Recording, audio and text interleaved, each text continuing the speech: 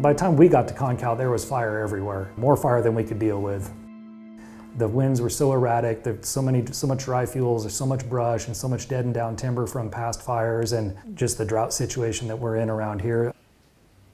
The fire was burning rapidly already. There was numerous homes being lost before we ever even could get to driving over there. It was just growing by leaps and bounds faster than what we could deal with. And then hearing the radio reports of new fire starts and spot fires that were literally miles away from where we were. At first I thought, I didn't hear that right on the radio. There's no way that fire is in that location by this point. The fire is not 2 hours old. There's no way it's 10 miles from where it started in 2 hours.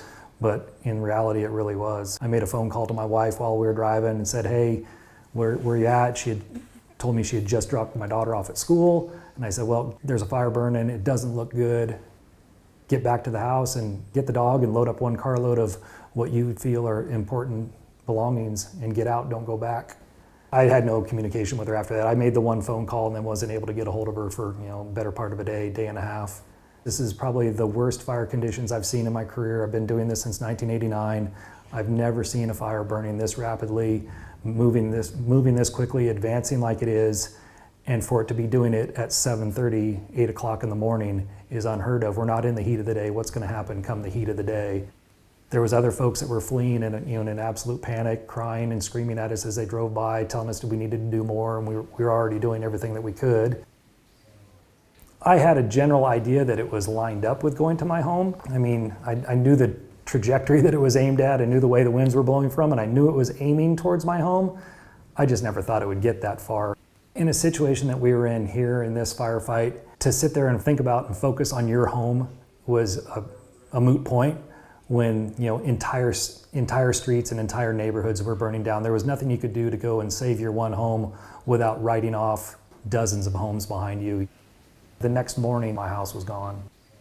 I don't think I cried over the incident until I was off the fire itself and I went back to my residence. I think just the stark gravity of it all, while I was doing that there by myself, I think that's when I finally broke down and cried for the first time over the whole incident. Just got out, climbed out of the footprint of the home and sat down on a big rock and let it out. It's just a punch to the gut to try to have to process all that.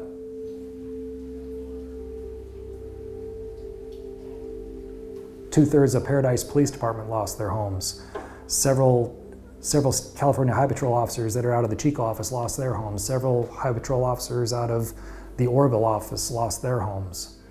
So across the board for folks in the emergency services, it's a great number of folks who lost their homes in amongst the rest of the community. I do plan on working this fire season, but we'll see, we'll see what my attitude is and how bad fire season is, and when it comes back around again, how much do I still really enjoy doing this work? It's been a great career. It's been a great provider for myself and my family and my loved ones, but it's starting to wear.